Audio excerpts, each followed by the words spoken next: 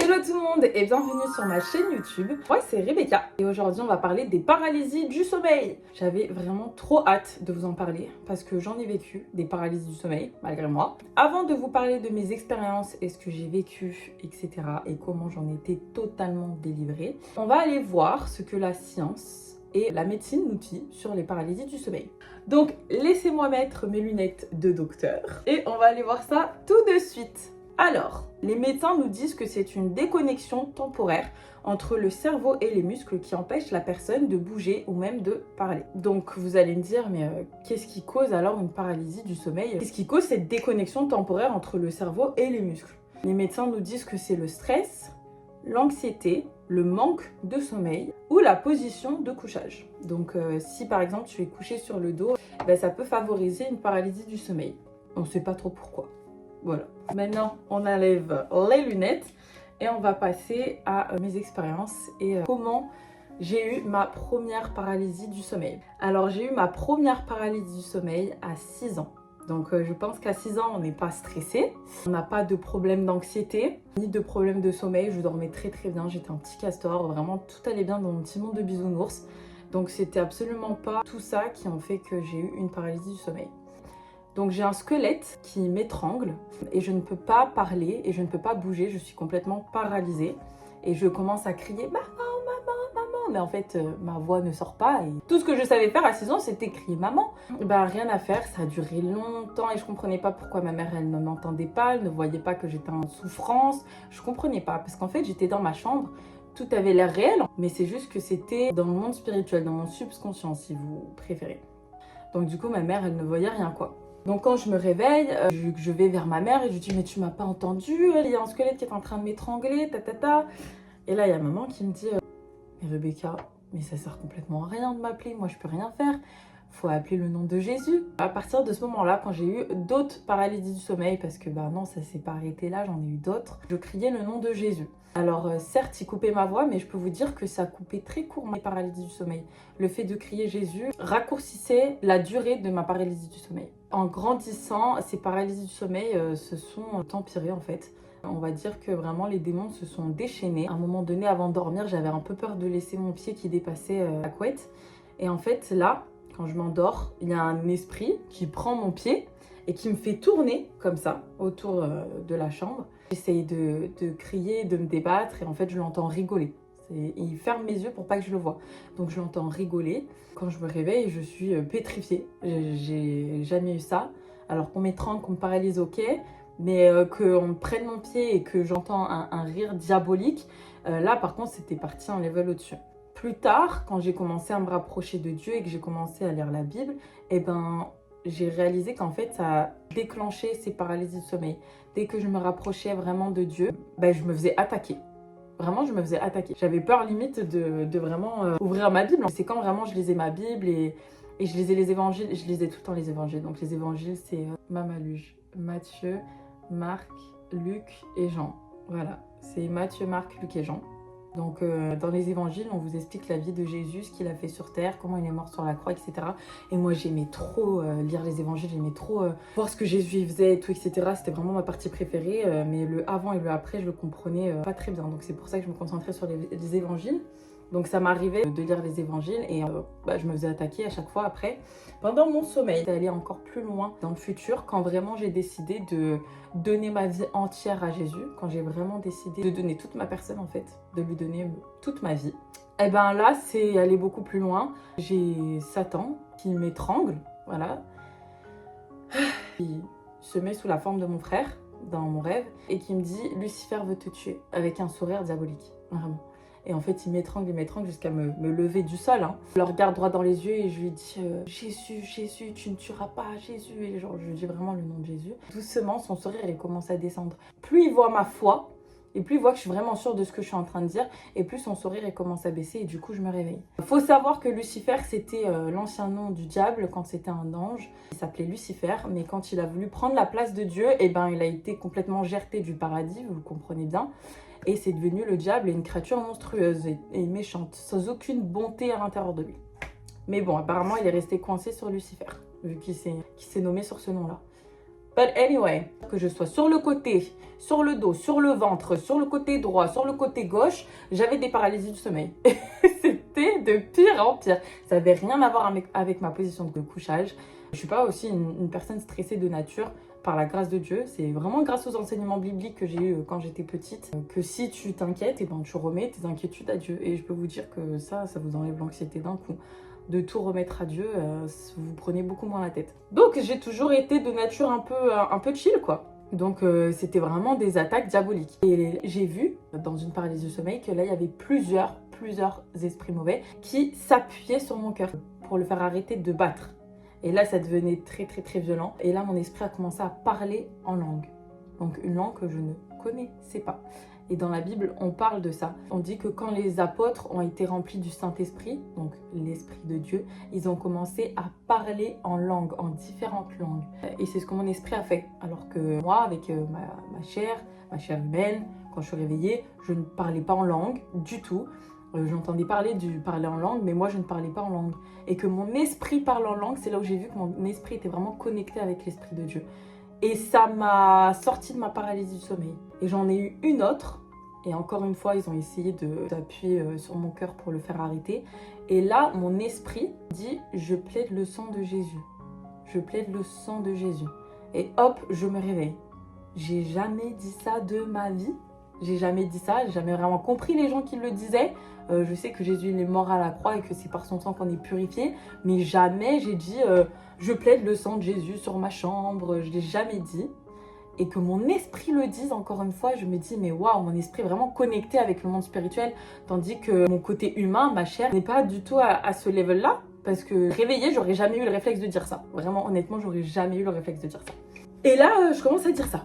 Et je me réveille. Et la paralysie du sommeil, elle s'arrêtait net.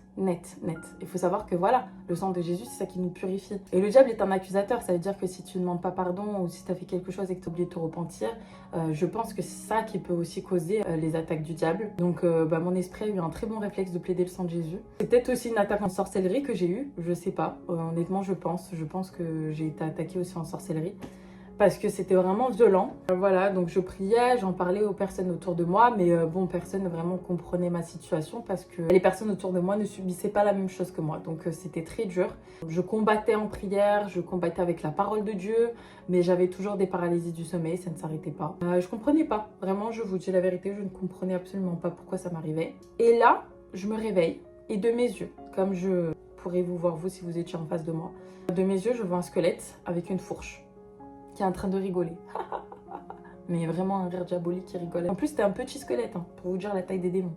C'est des intimidateurs, mais c'est rien pour nous chrétiens. Il est là avec sa fourche et en fait, moi, je suis terrorisée parce que là, j'étais réveillée. Là, j'étais pas en train de dormir. Là, c'était pas dans mon subconscient. Là, j'étais vraiment réveillée. Et là, je l'ai vu de mes yeux et je pensais que j'étais en train de devenir folle. Non, mais vraiment, je pensais que j'étais en train de devenir folle. Je me suis retournée, j'ai commencé à prier.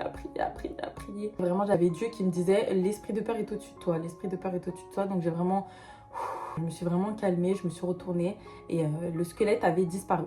Il avait complètement disparu. Là, j'ai vraiment compris que j'avais l'esprit de mort qui était vraiment après moi et qui voulait me tuer. C'était juste avant mon baptême, parce que j'allais me faire baptiser. Je comprenais pas comment faire arrêter tout ça. Ça ne s'arrêtait pas. Vraiment, ça ne s'arrêtait pas. Et ensuite, j'ai eu la pire paralysie du sommeil de toute ma vie. C'est-à-dire que là, j'étais même plus dans ma chambre. J'étais dans un endroit sombre. Tout était sombre autour de moi. Tout. Et là, je suis comme soulevée dans les airs. Là, je sens une présence diabolique, mais vraiment. Là, je me dis, en fait, je suis possédée. Genre, là, c'est un exorcisme, je suis complètement possédée. Je comprends pas ce qui est en train de se passer. Et là, il y a Jésus, je vois sa silhouette. Hein, il ne me permet pas de le voir. Je vois sa silhouette. Et là, il me dit, le diable est un menteur. Quand il dit ça, tout s'arrête. Je tombe par terre. Et là, en fait, je vois le diable manger la poussière. Là, je le vois manger la poussière et il est en train de trembler devant Jésus. Il est en train de trembler de peur. Et là, j'ai Jésus qui me dit, je vais vous lire le verset, comme ça, je le dis pas mal. J'ai dépouillé les dominations et les autorités. Je les ai données publiquement en spectacle, en triomphant d'elles par la croix. Colossiens 2, 15. Il m'a donné un verset que je connaissais très vaguement. Ce verset, vraiment, j'y ai vraiment pas pensé. C'est un verset que, certes, j'en avais entendu parler par-ci par-là, mais voilà, sans plus. Et là, il m'a cité ces versets-là. Il a dépouillé les autorités et les dominations en triomphant d'elles par la croix. Il a tout vaincu, il a tout accompli à la croix. Donc si tu crois en Jésus, le diable, il peut rien faire contre toi à part te mentir et te faire croire que justement, il peut t'attaquer, il peut te tuer, il peut te mettre en danger, il peut te blesser. Non, il peut absolument rien contre toi. C'est nous justement qui pouvons le chasser. Nous, on peut le chasser. Nous, on a cette autorité-là au nom de Jésus. Car il est écrit dans la parole, ceux qui croiront en mon nom pourront chasser des démons. Donc en fait, c'est le diable qui a peur de nous. Mais il nous fait croire l'inverse. Parce que c'est un menteur, il est très vicieux, il est très très vicieux le diable. Donc quand il m'a dit ça, franchement, ça m'a ouvert les yeux sur tellement de choses et je me suis dit, mais en fait depuis le début, ce qui a causé ces paralysies du sommeil là, c'est le fait que j'avais peur et que je ne croyais pas que j'avais de l'autorité contre ces principautés là en fait. Pendant tout ce temps, tout ce que je devais faire, c'est arrêter d'avoir peur. Et je peux vous dire que ça s'est pas arrêté là. Après, j'ai eu d'autres paralysies du sommeil parce que j'avais toujours cette peur-là. Mais par la grâce de Dieu, vraiment par la grâce de Dieu, j'ai enfin réalisé que le diable n'avait que du pouvoir sur moi parce que je lui donnais du pouvoir sur moi. Pour vous dire, quand je sentais une présence rentrer dans ma chambre, mon esprit se disait « Ah, je vais avoir une paralysie du sommeil. » Et rien que de se dire « Ah, je vais avoir une paralysie du sommeil. » Là, t'es en train d'ouvrir la porte au diable en lui disant « Bah oui, c'est normal, vas-y, viens. Je vais avoir une paralysie du sommeil, je suis habituée. » Bah non. Maintenant, ce qui se passe, c'est quand je sens qu'il y a une présence qui a envie de m'attaquer dans ma chambre, je me dis, ah, il peut rien. Ah, il peut pas m'attaquer. J'ai Jésus. J'ai Jésus dans mon bateau. Et oui, j'ai Jésus, il peut rien. Et depuis, je n'ai plus de paralysie du sommeil. Oui, le diable a déjà retenté de m'attaquer. Mais ne l'est sans effet. Parce que maintenant, je sais qui je suis et je sais qu'il ne peut rien. Donc du coup, je n'ai plus aucune paralysie du sommeil. Il n'y a plus personne qui m'étrangle. Il n'y a plus personne qui compresse mon cœur. Il n'y a plus personne qui me menace de me tuer dans mes rêves. Je ne vois pas l'esprit de mort avec sa force qui m'attend à mon réveil. C'est terminé tout ça parce que je suis complètement délivrée et je sais enfin qui je suis. Et tout ça, ça a commencé par la foi. Parce que vous savez, on doit être armé quand on est chrétien. Donc l'épée de la parole de Dieu, ça je l'avais. Et encore ce verset, franchement, je le connaissais pas. Je le connaissais pas. Donc c'est important d'avoir l'épée de la parole de Dieu. Le bouclier de la foi, je l'avais pas. Si t'as pas de bouclier pendant une guerre, qu'est-ce qui se passe? Tu meurs. Tu meurs. T'es pas protégé. T'es pas protégé. La foi, c'est ça qui te protège. La foi, écoutez-moi bien. La foi, c'est ça qui va vous protéger de toute attaque de l'ennemi. Ça va vous protéger. Maintenant, un bouclier sans l'épée, c'est inutile aussi. Comment tu peux contre-attaquer? Donc, il faut la foi, la parole de Dieu, le casque du salut. Donc, le casque du salut, c'est accepter Jésus-Christ dans son cœur et accepter qu'il est mort pour nous à la croix et qu'il est ressuscité. Et qu'en croyant en lui, on peut être complètement pardonné de nos péchés. Voilà, c'est ça le casque du salut. Les chaussures pour annoncer la bonne nouvelle que maintenant nous sommes totalement délivrés et purifiés par le sang de Jésus et par ce qu'il a fait pour nous à la croix. C'est tout un équipement qu'on voit dans Éphésiens 6, 36. Je ne suis pas sûre, je vais vous remettre le verset là. Donc voilà comment j'étais totalement délivrée de toutes ces paralysies du sommeil là. C'était très très très très dur. C'était une aventure. Mais aujourd'hui, je dors paisiblement. Je peux dormir dans le noir comme je peux dormir avec mon ordinateur et des louanges. C'est bon, je n'ai plus peur. Donc voilà, c'est la fin de ma petite vidéo, enfin une petite grosse vidéo sur les paralysies du sommeil. Je vais prier pour clôturer la vidéo. Merci d'avoir regardé cette vidéo jusqu'à la fin. C'est vraiment, je rends grâce à Dieu pour ça. Et voilà. Merci Seigneur pour toutes les personnes qui ont regardé cette vidéo aujourd'hui. Seigneur, je prie que tu leur ouvres les yeux sur le monde spirituel. Père, je prie que vraiment tu les protèges, qu'il y ait des anges pour combattre pour eux, Père éternel. Je prie Seigneur que tu ouvres les yeux à ceux qui sont dans l'ignorance, Père éternel. Que tu leur montres le chemin, que tu leur montres la voie, Père éternel. Je prie contre toute attaque de l'ennemi sur les personnes qui me regardent. Au nom de Jésus, nul et sans effet. Je plaide le sang de Jésus sur toutes les personnes qui sont en train de me regarder, Père éternel. Je prie que tu les touches maintenant et je prie que tu les délivres, Seigneur, de toute oppression démoniaque. Merci, Père éternel, car je sais que tu es là, que tu es présent et que tu es fidèle. Amen.